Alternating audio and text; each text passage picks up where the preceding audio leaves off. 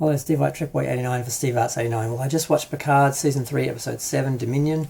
I was a little disappointed and frustrated. I mean, it was good, but I do feel like they are dragging things out at this point. We should have had more resolution.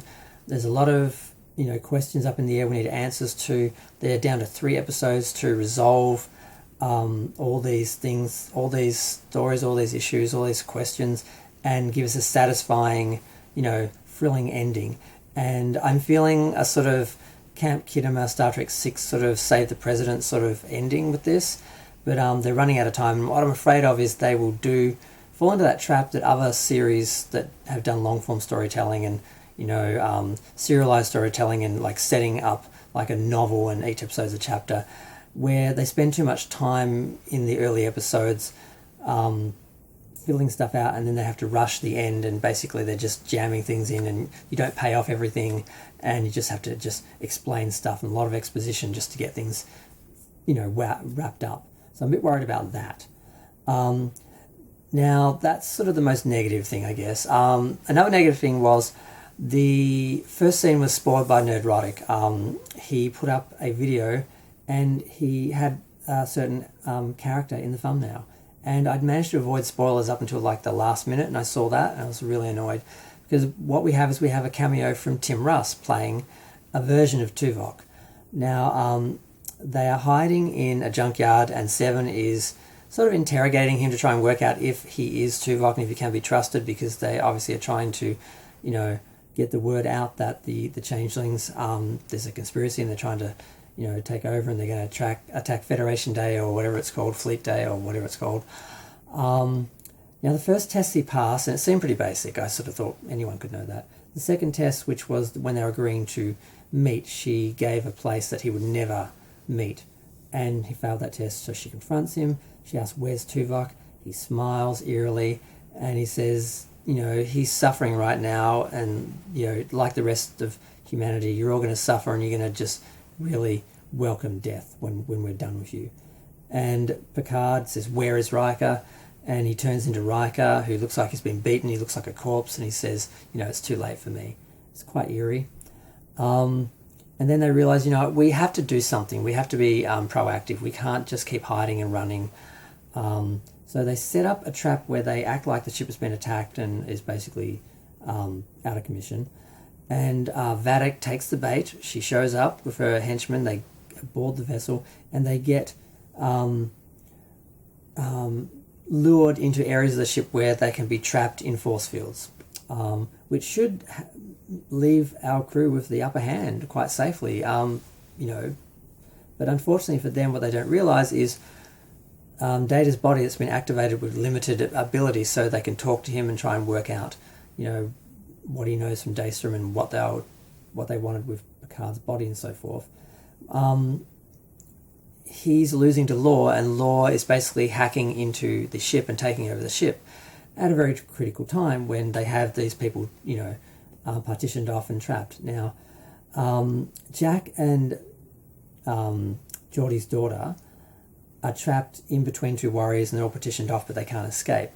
Now, Jack has already displayed superhuman abilities, and in this episode he showed even more. When he was in a turbo lift earlier on with Geordie's daughter, he was flirting with her, and he does quite a good job of that because he's very handsome, and I don't usually like white guys, but I find him very attractive and charming, actually. He's flirting with her, and she's like thinking, is he flirting with me? And he can read her mind, and she says he should do something subtle like touch my hand, and he does that, and she leaves the turbo lift and she looks back like, why did you do that? Like, she can sense he knew he could read her mind, and she doesn't notice his eyes are glowing red.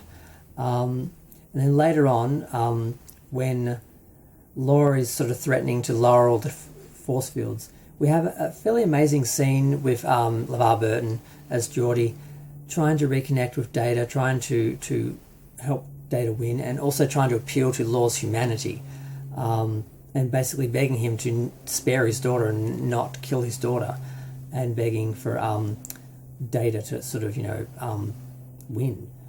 And I'm not convinced that Data won. I think that Law basically stepped back and let Data take over because he didn't want to show that he was weak and that he actually, was showing mercy and not, killing this man's daughter, basically, his friend's daughter. So Data comes out and he is trying to help them. And how we realise it's working with Data's body is they didn't count 5 personalities. Lyle doesn't seem to be part of the equation, really. She's just information, memories. And they pointed out that Sung and B4 are just memories. Personalities, it's just Data and Law fighting for the one body now.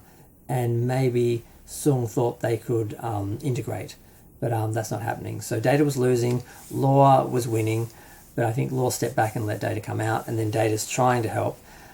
Now, we have a scene between Crusher and Picard. They are trying to interrogate Vadic, and they fail. And Vadic reveals that she was a changeling that was either created for experimentation or she was captured and experimented on, whether that was to create the disease that's used to defeat the Dominion or whether the changelings, or whether it was just to experiment on the changelings because they were seen as enemies and dangerous. I'm not sure. It wasn't really clear to me in that. But she's demented, she's warped, she's damaged, she's bitter, she's vengeful, but she knows exactly what she's doing, and she manages to play all those elements quite well, and it's quite chilling. And Picard and Crusher discuss, can we abandon all our morals and everything we've ever believed in and kill this woman, because she is not going to stop. And if she gets out, she's going to kill us and get our son. Can we basically kill her to save ourselves? And Beverly's like, I'm feeling compromised. But they still don't do it, even though they have a perfect situation where the shields are dropped, the force fields are down, and Vadic is turned into a liquid form or whatever, and she's rolling towards them. They're shooting at her, but they're not disintegrating her. They could have killed her. They had every excuse. She was coming at them. They easily could have believed it was, her or them, and killed her and justified it, but they don't. She basically escapes and goes up a vent.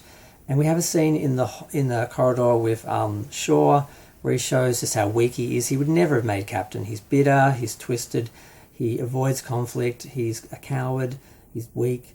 He basically gets defeated by Vadic, and she throws his battered body out of the turbo lift.